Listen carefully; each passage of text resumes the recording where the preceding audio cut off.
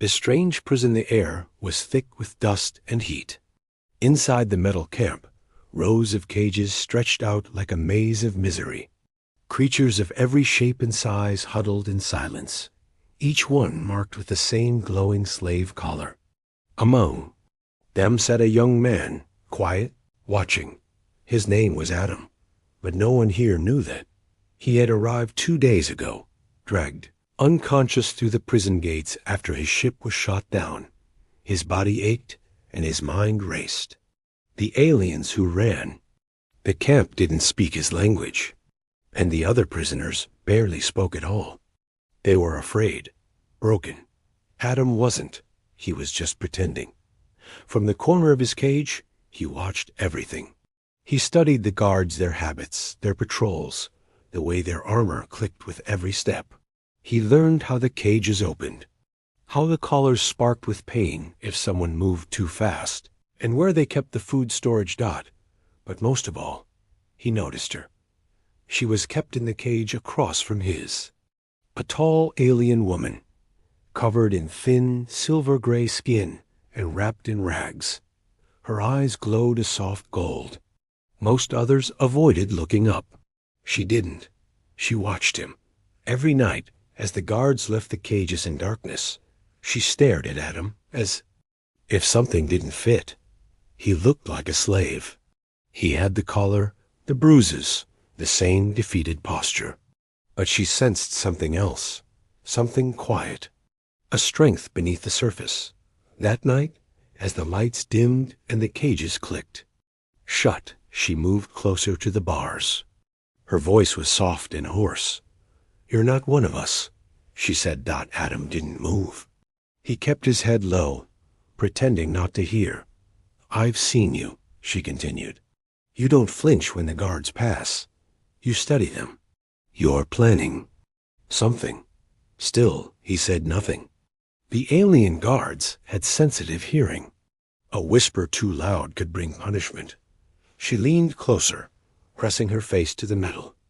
"Why are you here? What are you?" Adam finally looked up.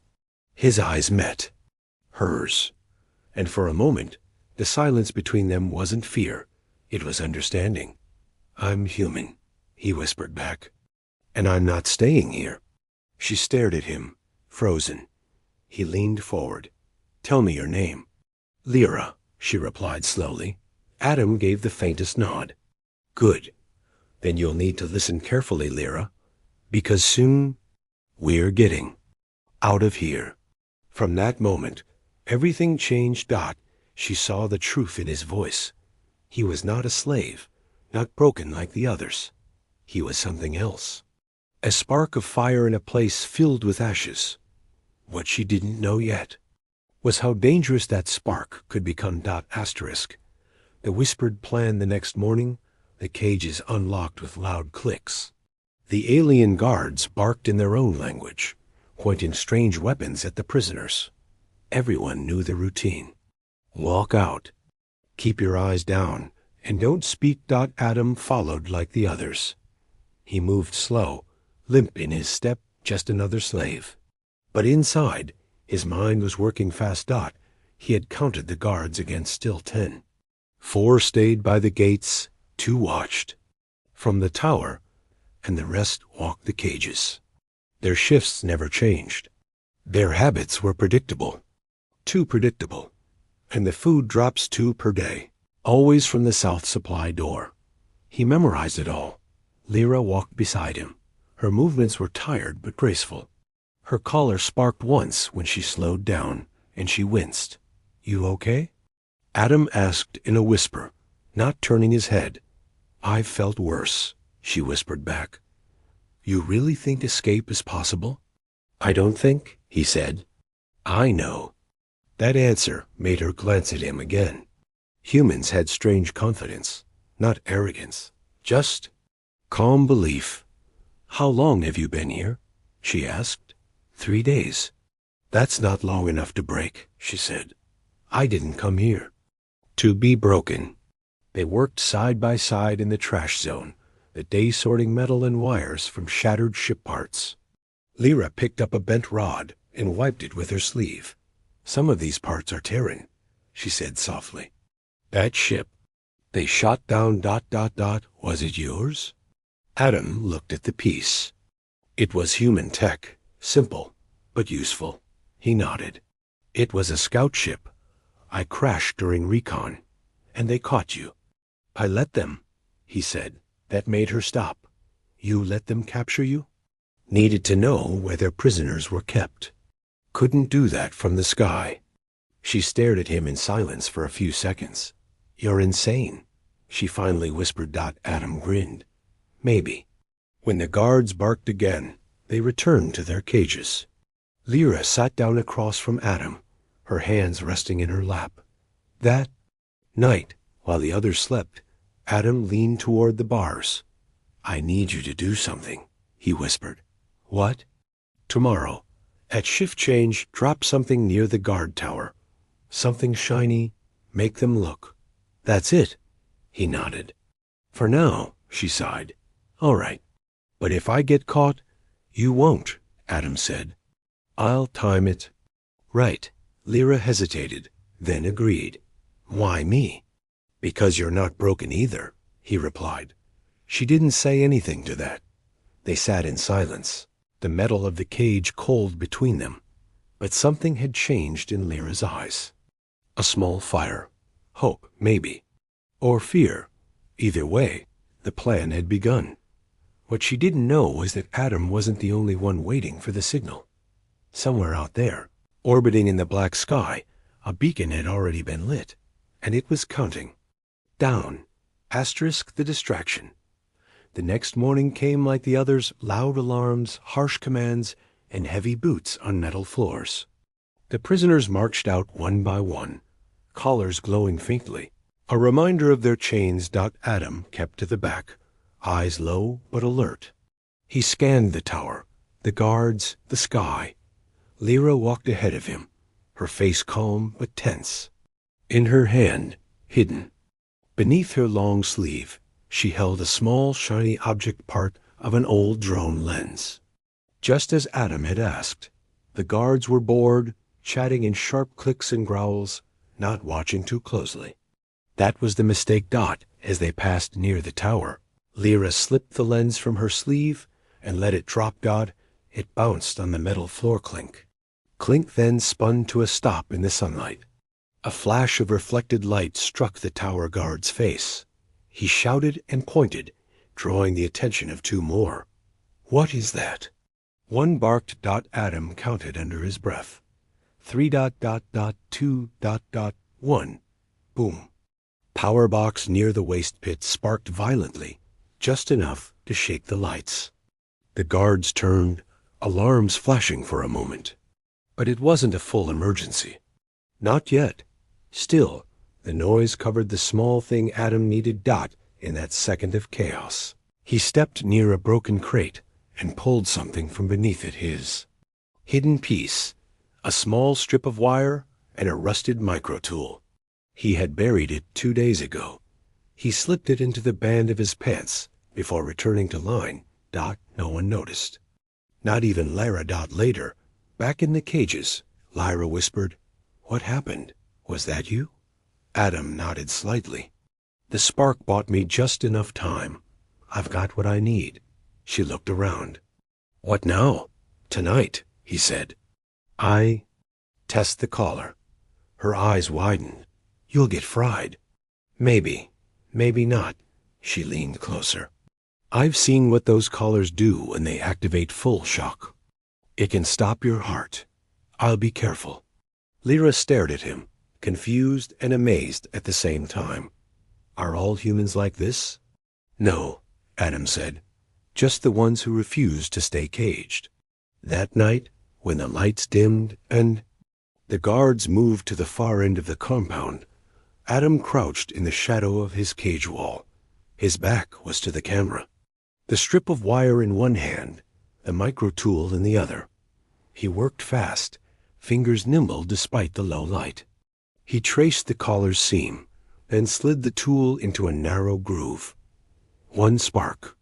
Pain surged down his neck, but he bit back the cry. His hand didn't stop. He adjusted the tool. Another spark. The collar's light flickered once, then went dark. Froze. The collar was still on his neck, but it wasn't active anymore. He exhaled slowly. Lyra, watching from across the cage, covered her mouth in shock. You did it, she whispered. You broke it. Adam looked at her, sweat dripping from his forehead. First step, he said softly. Now I'm free. Lyra leaned close, her voice trembling. If they catch you, they won't, Adam said. Tomorrow, I test the door. She looked at him like he was a creature from another world. Maybe he was, because Lyra had never seen anyone defy the system. She had never met a slave who smiled after escaping the collar. But Adam wasn't a slave. He was a Terran. And this cage was about to open. Asterisk, a human without chains. The morning light came cold and pale through the prison walls. The guards shouted as usual, dragging the slaves from their cages. But this time, Adam moved differently. His collar, though still around his neck, was dead. No glow, no control. He walked like the others, slow and quiet, blending in. But something had changed in his eyes. Freedom. Lyra noticed it right away. She walked beside him and whispered, How does it feel? Adam glanced at her with a grin, like breathing clean air after drowning.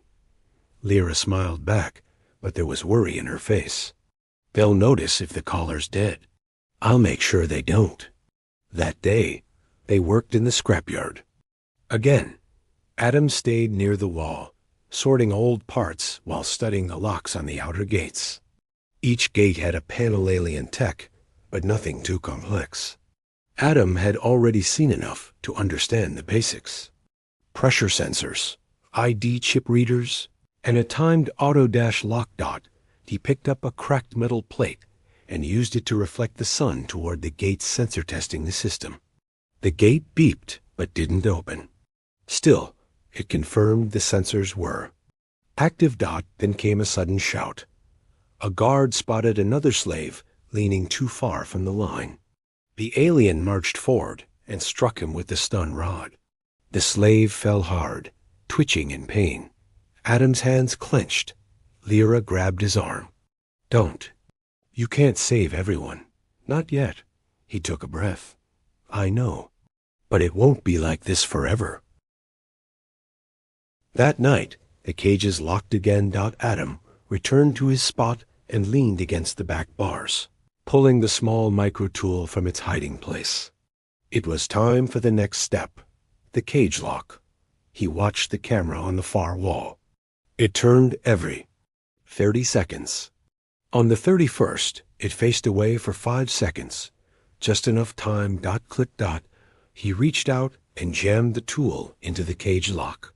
He didn't want to open the door fully, yet just test it. His fingers moved quick, and within seconds, he felt the mechanism click. Unlock. He locked it again quickly. Then he looked across at Lyra. Her golden eyes were wide. You're serious, she whispered. You really could leave now. I could, Adam said, but I won't leave anyone behind. She looked down, her voice softer. Most of us have stopped believing in escape. Then I'll believe for you. For the first time, Lyra didn't look like a slave. She looked like someone remembering how to fight. Adam leaned forward. Tomorrow, I cause a bigger distraction. During it, I'll open 4 cages. You, the big guy with scars, the twin brothers, and the small one with burns. That's enough to start something. What if the others don't follow? They will. When they see the gates open, fear will turn into fire. Lyra stared at him for a long moment. You're not like the others. Adam nodded. I'm not. What are you really? He answered without pride. Just truth. I'm from Earth. And where I'm from, we don't kneel. The fire starts morning came heavy with heat. The guards were slower today, less alert, probably tired from the previous day's small electrical burst near the waste pit. Adam noticed it immediately. He gave Lyra a short nod. It was time. as the prisoners moved to their usual stations. Adam stayed close to the fence. He slipped the micro-tool up his sleeve. Lyra followed him without asking questions now. She knew the rhythm. She had seen the plan forming piece by piece. The big alien with Scars' name was Drek walked ahead, dragging a crate. Adam had spoken to him 2 nights ago, when the guards weren't watching. The twins with quiet eyes nodded from across the line, and the small one, barely taller than a child, kept close behind. All of them were ready. Adam moved fast. Near the center of the work zone, he stopped, pretending to fall. A sharp piece of scrap metal slid from his belt.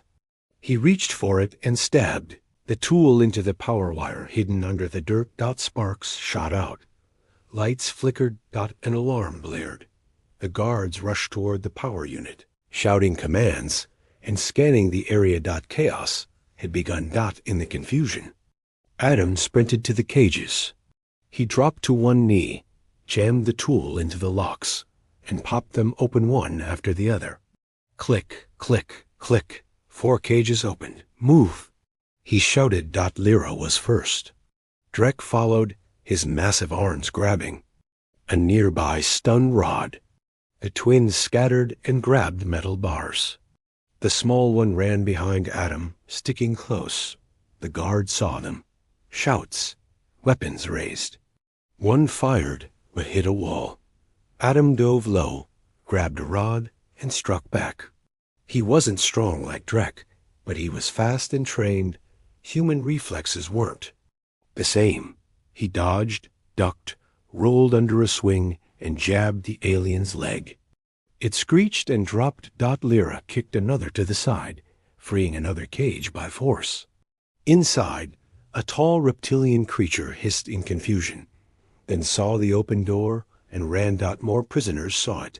More joined.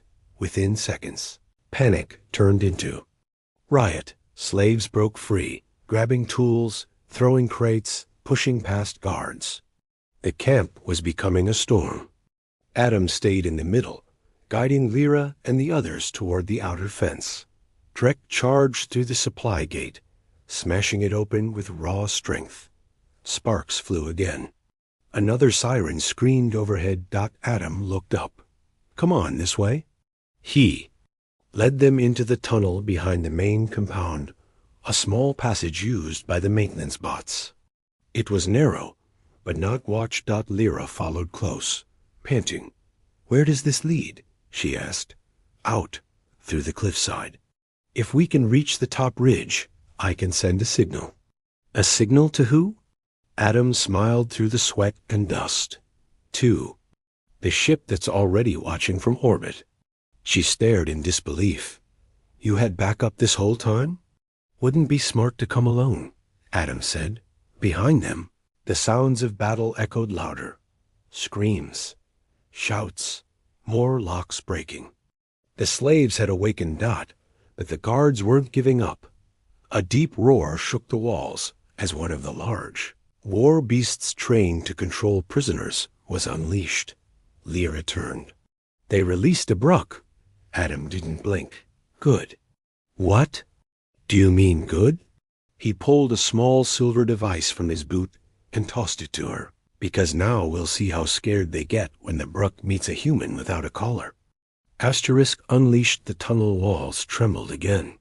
Heavy, pounding footsteps echoed behind them, slow and full of weight. The Bruck was coming.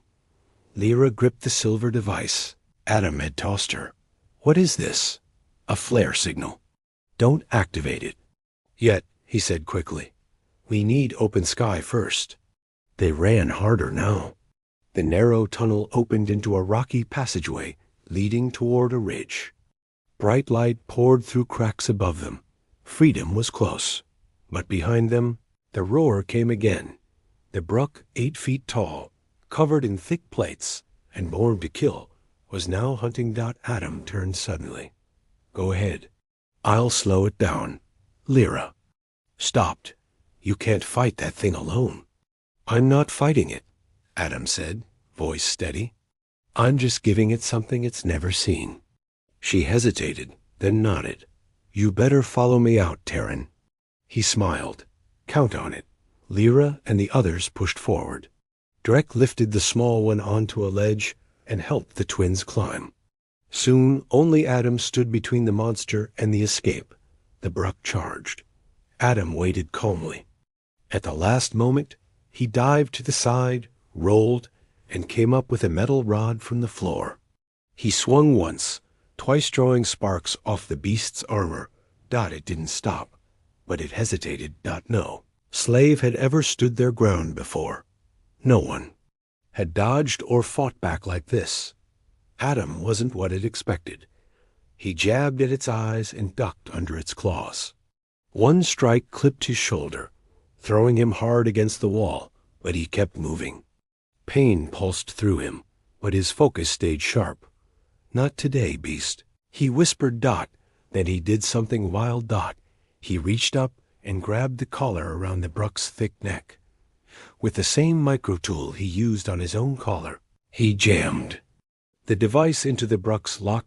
Click. The collar popped loose. The beast froze. Adam backed away slowly.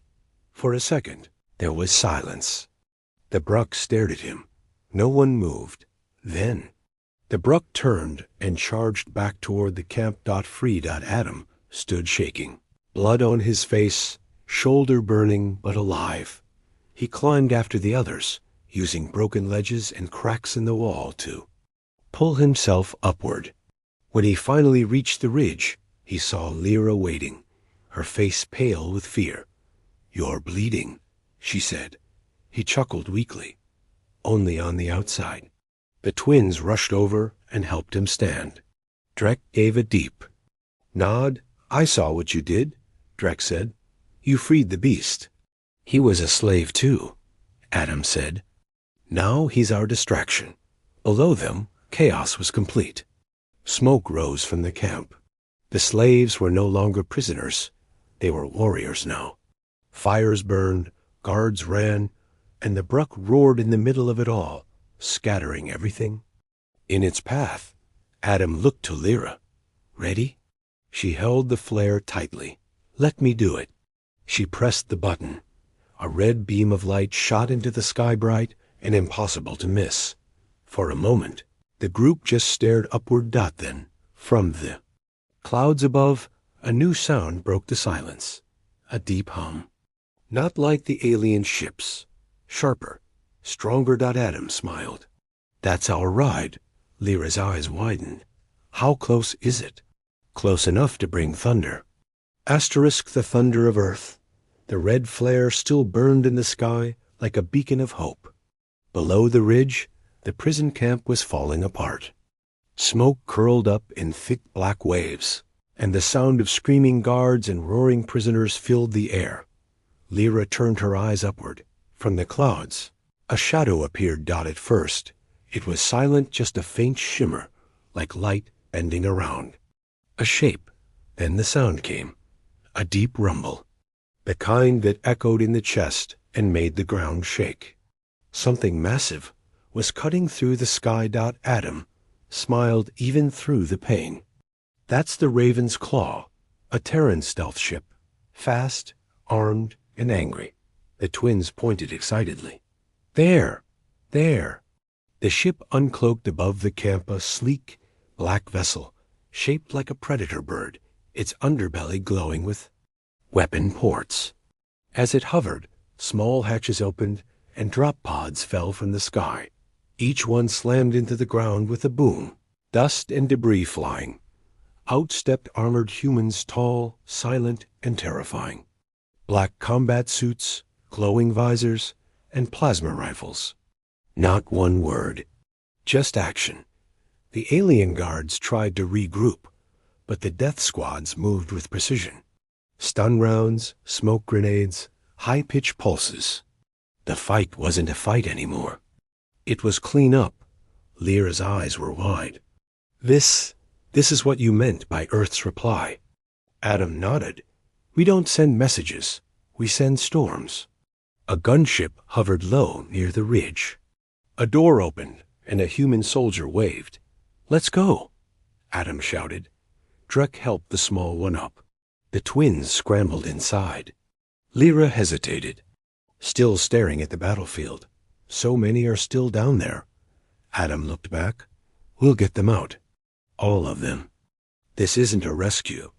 It's the start of something bigger. Lyra turned to him slowly. What are you people? Adam looked down at the burning camp, and the humans below reclaiming it piece by piece. We're from a death world, he said. And we don't let our people stay in cages. They boarded the gunship together. Inside, medical bots rushed to patch up wounds. One tried to scan Adam's collar. He removed it and tossed it aside. Keep that as a souvenir, he told the bot. As the ship lifted, Lyra watched the ground disappear under them. She sat beside Adam, silent for a long moment. Then she turned. When I first saw you, I thought you were just another broken slave. I had to look the part, Adam replied. She nodded. You fooled everyone, except me. He looked at her. You saw me for what I was? She nodded again. Not one of us. Not like the others. He smiled. No, he said softly. I was never one of them. But I'll fight for all of them. Outside, the window, the raven's claw pulled away from the smoke, rising into the sky. Behind it, the prison camp burned and freedom finally returned to the ones who had waited too long. Lyra leaned back in her seat, watching the stars rise. For the first time in her life, she believed in something again, and it had the face of a Terran. Asterisk.